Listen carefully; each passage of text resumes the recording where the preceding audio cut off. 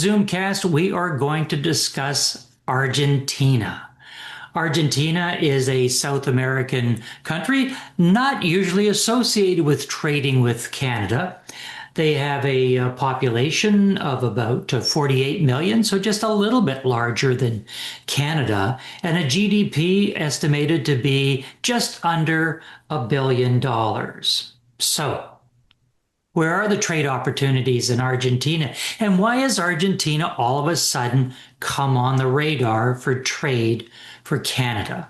To help us with the good, the bad, and the ugly of doing business in jurisdictions outside of North America is Peter Hawkins.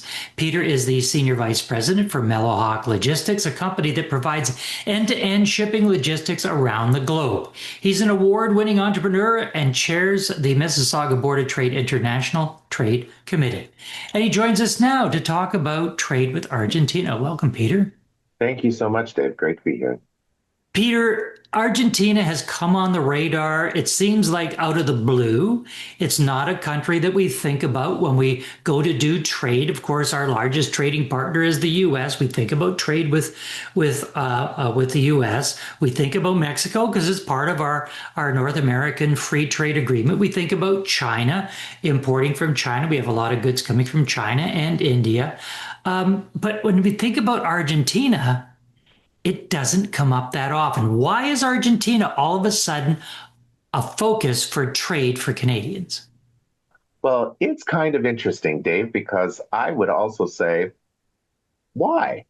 And the why seems to be the election of Milei, of the new president, who is very US focused and forward thinking. And so it's the first time in many, many different administrations that we have somebody who is looking outside. And that one thing alone has made Argentina suddenly be a target for people saying, let's go do business. Now, it has struggled for so many years economically, and it's still not in a particularly great place right now. But a lot of people feel, well, let's get in on the ground floor. Let's go in and see what opportunities are there. And provided EDC is providing the insurance and the clearances for you, let's go do business with those people.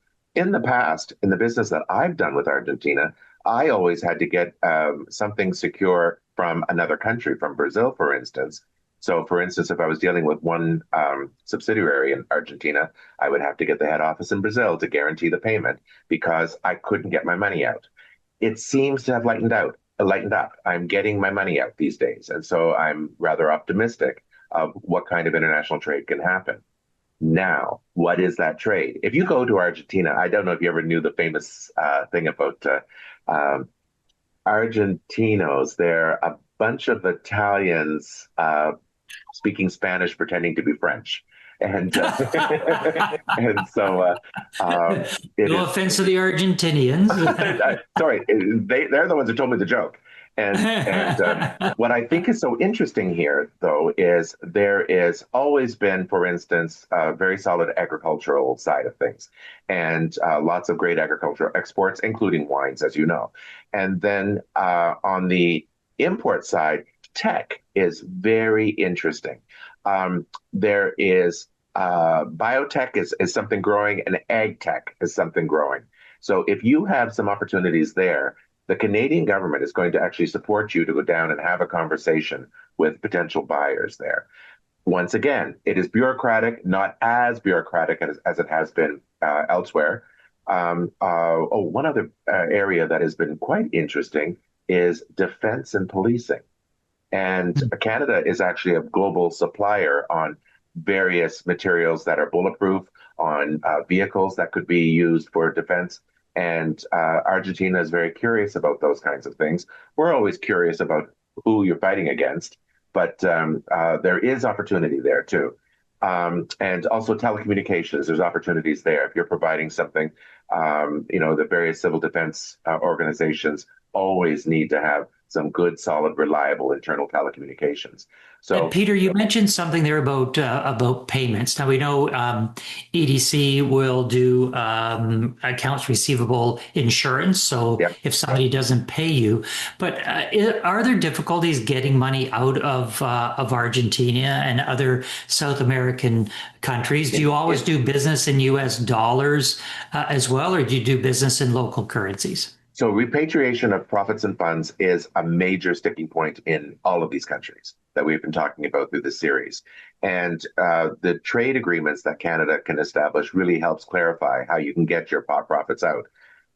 Um, we can sell in US dollars in other words, where our pricing is in US dollars, but ultimately getting the money is quite tough for them and it's tough for us to receive it because in fact commissions are taken off twice when it leaves there and when it arrives here. But there are Mhm. also many different other instruments that can be used now to move money around, all totally within the Canadian banking system and legally, and those opportunities are there too. So I don't need to give anybody some free advertising because I don't know any who are members of the chamber, but I will say that there are probably a half dozen out of Argentina and maybe a dozen out of Brazil that can help get the money out.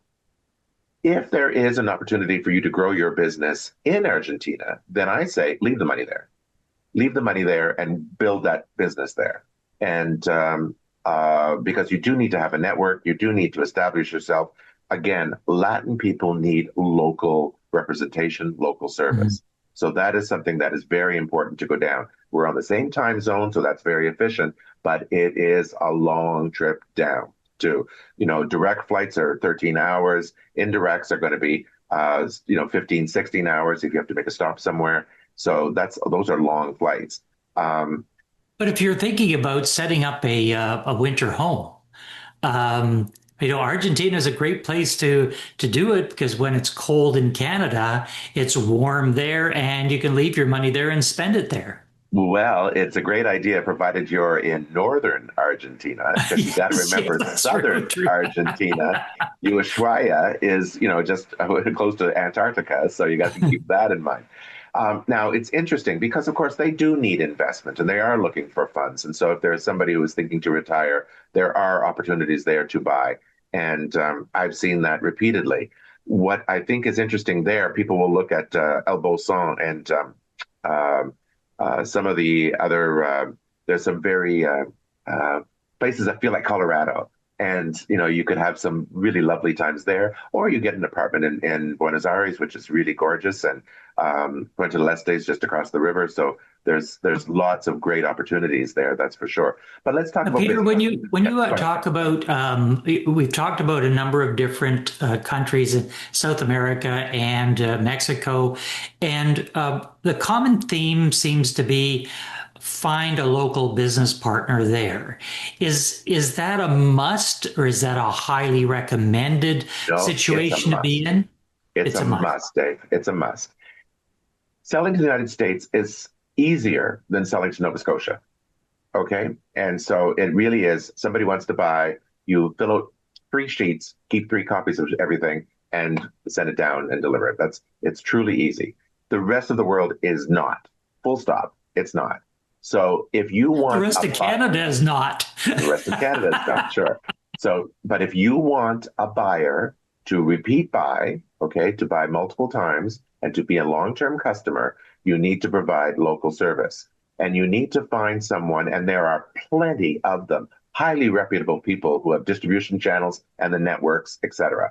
And so they will provide this service for you and represent your product. If you want, you can go down and do the sale, but they will do the follow up. They will make sure that problems are expressed back to you, and they will make sure that the item is serviced appropriately, or the whatever you're selling is serviced appropriately.